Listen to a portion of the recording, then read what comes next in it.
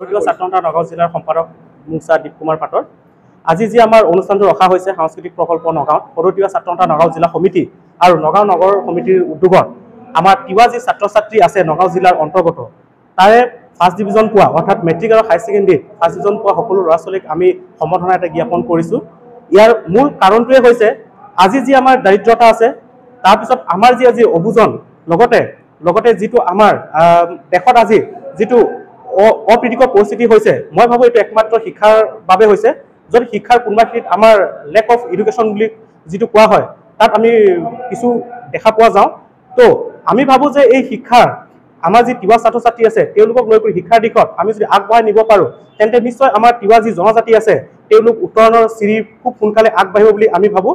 যদিও বৰ্তমান আমাৰ আগতকৈ বহুত ধুনীয়া ৰিজাল্ট হৈছে, এইবাৰ আমি যি সম্বৰ্ধনা অনুষ্ঠান ৰাখিছোঁ এতিয়ালৈকে উপস্থিত থকা 125 জন ল'ৰা ছোৱালীক আমি সম্বৰ্ধনা আমি দিবলৈ আমি সামৰ্থ্য হৈছোঁ।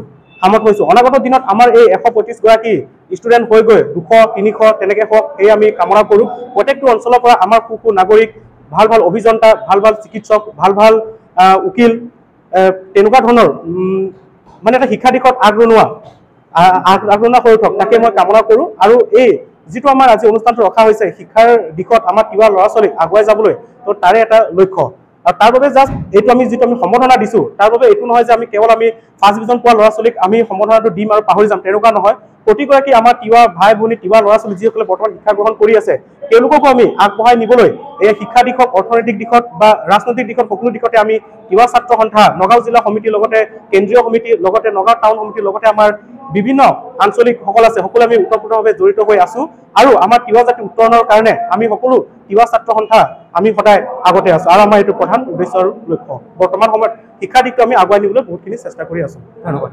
এই অনুষ্ঠানটোৰ জৰিয়তে আমাৰ যিবিলাক ইয়াৰ পৰৱৰ্তী ছাত্ৰ ছাত্ৰী যিসকলে আজি প্ৰথম বিভাগত উত্তীৰ্ণ হ'ল হাইস্কুল বা হায়াৰ ছেকেণ্ডেৰী তেওঁলোকক আমি যে এই অনুষ্ঠানটো প্ৰতি বছৰ যে অনুষ্ঠিত কৰোঁ ইয়াৰ অৰ্থটো এইটোহে তেওঁলোকৰ যদি যিসকলে ফাৰ্ষ্ট ডিভিজন বা ছেকেণ্ড ডিভিজন বা থাৰ্ড ডিভিজন পাইছে তেওঁলোকতো মাতিব পৰা নাই।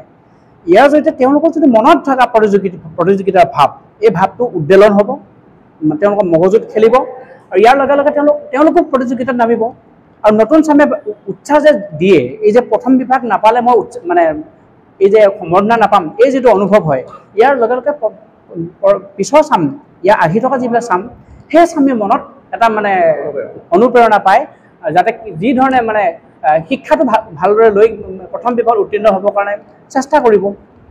আজিকালি এইটো অনুপ্ৰেৰণাহে দিয়া এটা অনুষ্ঠান।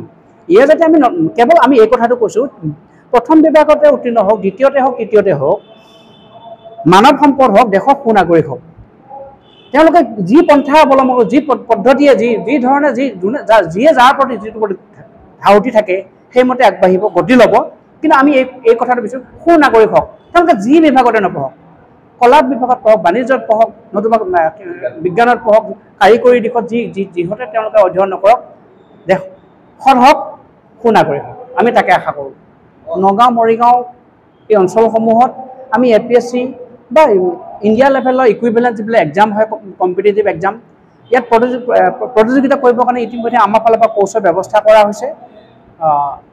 মানে এতিয়া পৃথিৱীখন বিশ্বায়ন হ'ল আৰু বিশ্বায়নৰ লগে লগে ইয়াত সদায় প্ৰতিযোগিতাই হয়। প্ৰতিযোগিতাৰ লগত যুঁজ দি থাকিবৰ কাৰণে আমি আমাৰ মাজৰ পৰা প্ৰতিযোগী সৃষ্টি কৰিব লাগিব। গতিকে আমাৰ ছাত্ৰ ছাত্ৰীবিলাকে দক্ষতা পাবলৈ হ'লে, সুদক্ষ হ'বলৈ হ'লে তেওঁলোকক বিভিন্ন ধৰণৰ কোৰ্চ দিব লাগিব। কোনোবাই যদি কাৰিকৰী দিশত বেছি দক্ষ, কাৰিকৰী দিশত তেওঁলোকক প্ৰতিভা বিকাশ হোৱাটো আমি বিচাৰোঁ বা কোনোবাই যদি মানে প্ৰশাসনিক বিষয়া হ'ব বিচাৰে সেই বিভাগতো হোৱাটো বিচাৰোঁ। কোনোবাই যদি ভাল এজন ডক্টৰ হয়, চিকিৎসক হয় সেই বিভাগতো তেওঁ যাওক।